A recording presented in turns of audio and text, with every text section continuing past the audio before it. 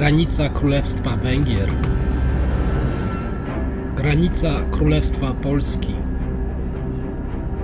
Szlak handlowy na Spiszu. Witajcie w kolejnym zamku średniowiecza i ruszamy w przeszłość.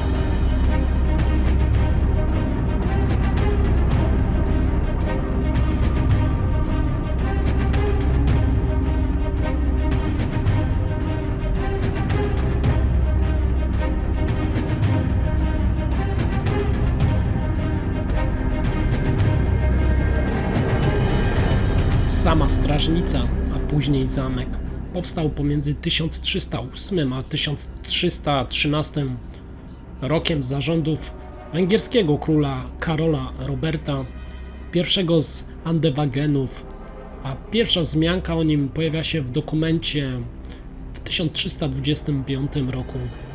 Wtedy też zamek przejmuje ród Berzewiczych i służy on jako twierdza graniczna pomiędzy Królestwem Węgier a Polski, pilnując ważnego szlaku handlowego właśnie z Krakowa na Węgry.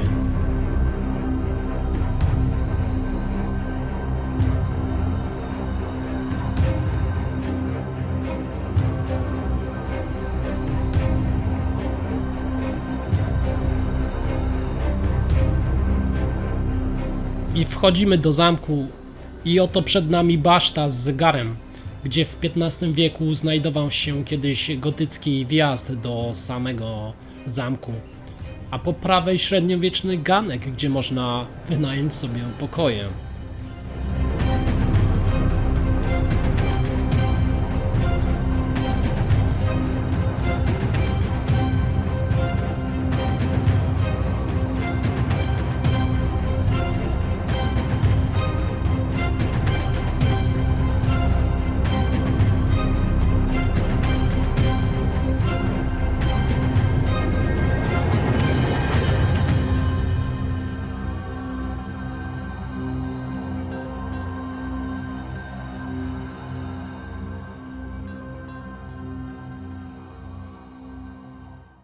Wchodząc do zamku już wewnątrz, po drodze nad głową powiewały mi liczne chorągwie przedstawiające kolejnych właścicieli rodowych zamku.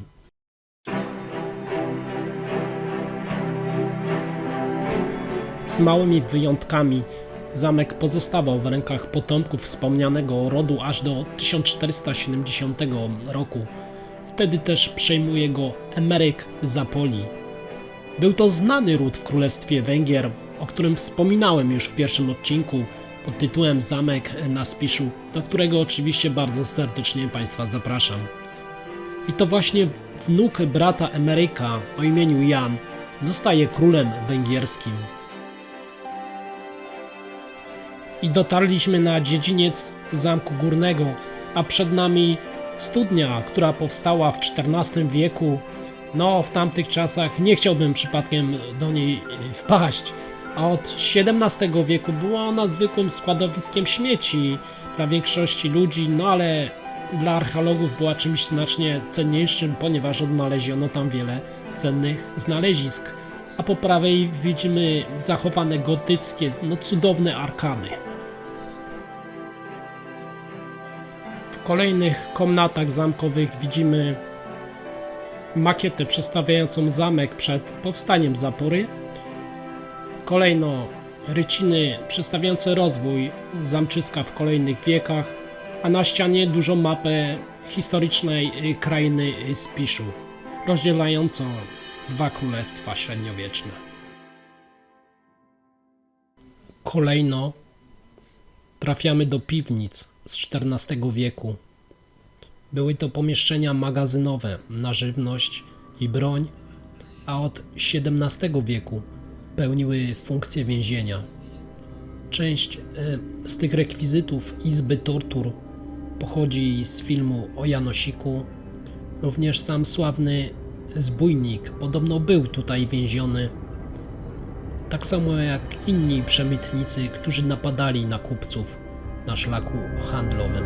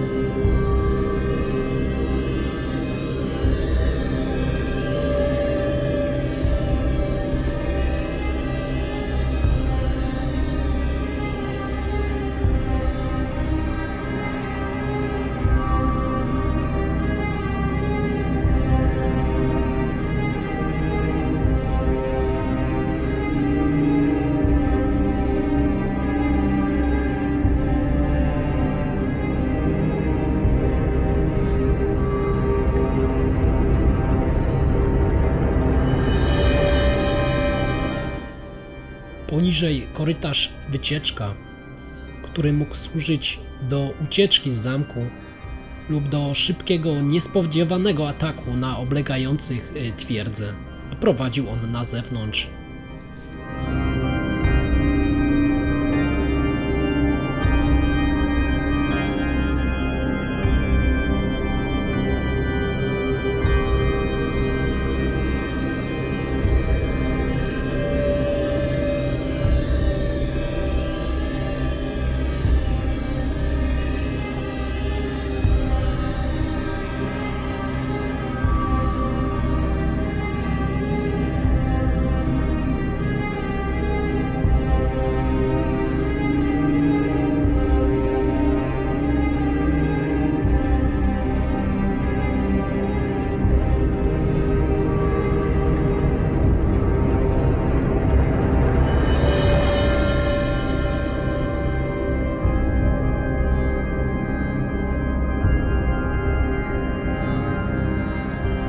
Teraz poznajemy kolejno ród Łasków.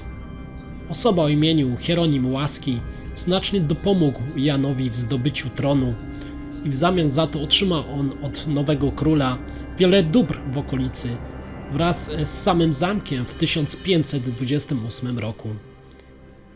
Przez 60 lat zamek pozostawał w ich władaniu.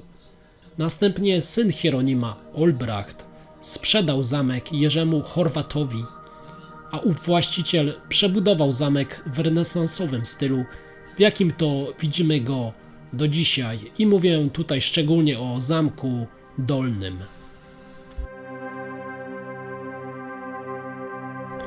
Kolejno twierdza przechodzi we władanie włosko-węgierskiej rodziny Giovannellich. Ci jednak zaniedbują budowlę i ponownie twierdza wraca w ręce Andrzeja z Chorwatów. Zamek staje się znany w całych Węgrzech z organizacji licznych balów, a w 1858 roku właścicielami zostają Salamanowie, kolejny ród z królewskich Węgier. Teraz jesteśmy na jednym z tarasów widokowych, gdzie rozciąga się wspaniały tak naprawdę widok, rozległa panorama na Tatry, Gorce, Pieniny, no i oczywiście na słowacki Spisz, gdzie tam dalej znajduje się właśnie ogromny zamek na Spiszu. Również kopuła Zamku Górnego, a tam daleko w oddali po przeciwległej stronie jest już historycznie polski zamek Strażnicy, który znajdował się po naszej części Królestwa Polskiego.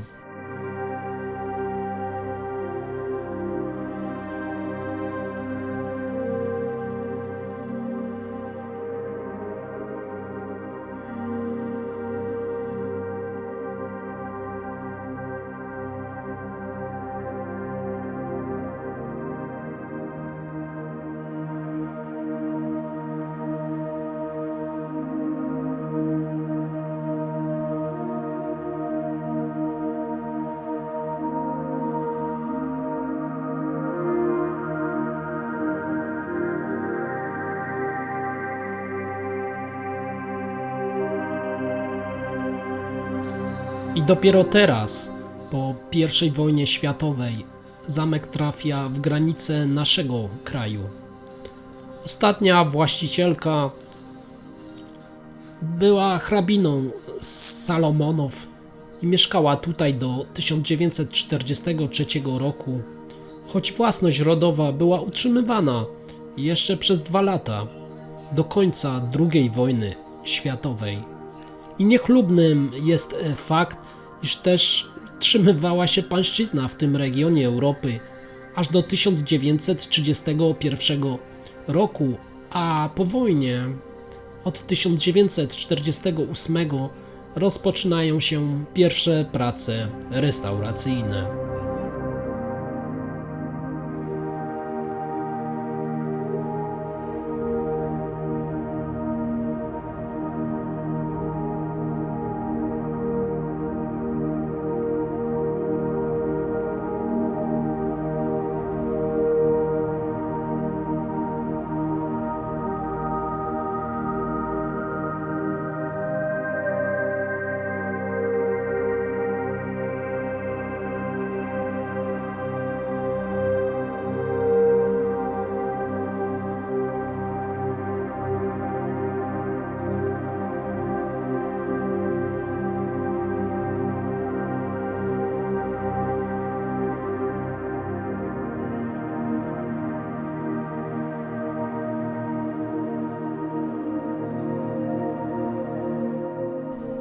Natomiast kaplica powstała również pod koniec XIV wieku nad cysterną znajdującą się poniżej, gdzie gromadzono deszczówkę. I właśnie w tym miejscu jest to najstarsza pozostałość na zamku. Sama kaplica popadła w ruinę w XVIII wieku, ale widoczne są sklepienia gotyckie i również obraz z Janem Pawłem II.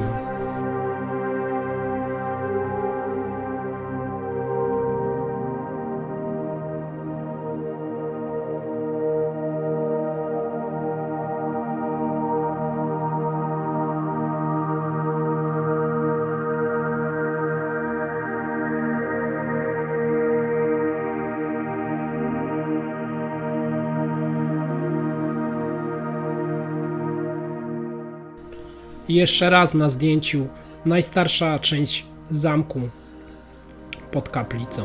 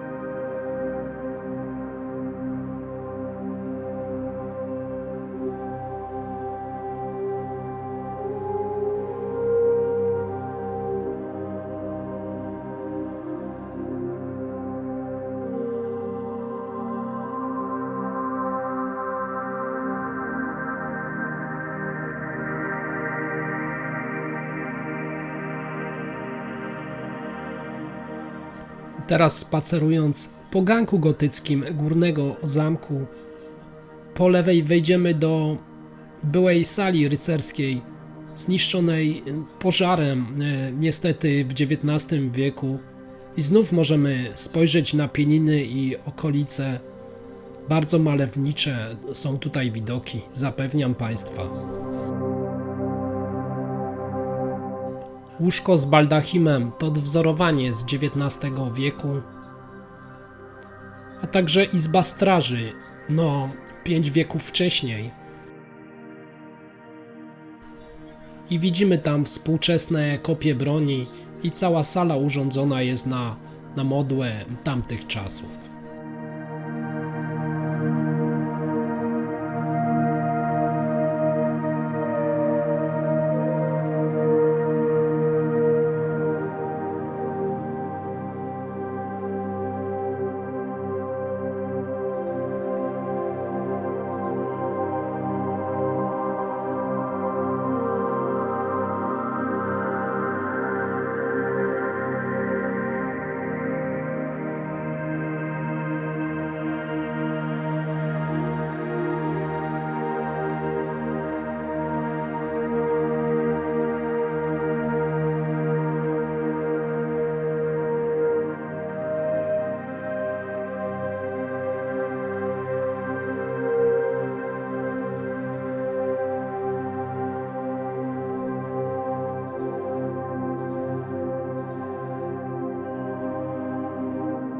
Owa średniowieczna budowla była miejscem akcji wielu filmów fabularnych, z których najbardziej znany to właśnie chyba Janosik, o którym tu mówiłem wcześniej.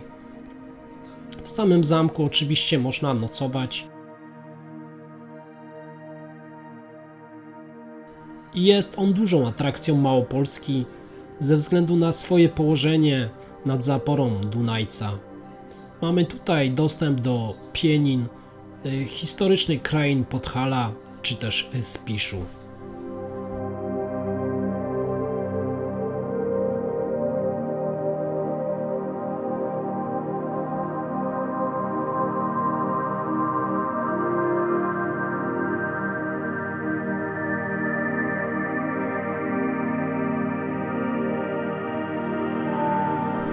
Spoglądamy na meble, które pochodzą od XVII do XIX wieku. Pochodzą właśnie z komnat hrabiny i innych właścicieli właśnie rodu Salamonów. Również w dalszej części widzimy królewski oryginalny dokument,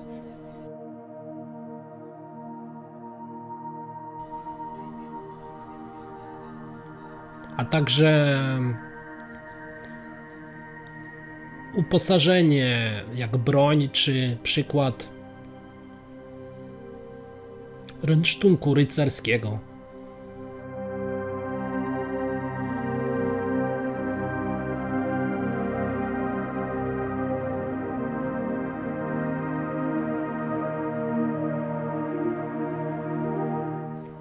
No i powoli schodzimy z zamku górnego i opuszczamy już cały średniowieczny zamek, budowlę.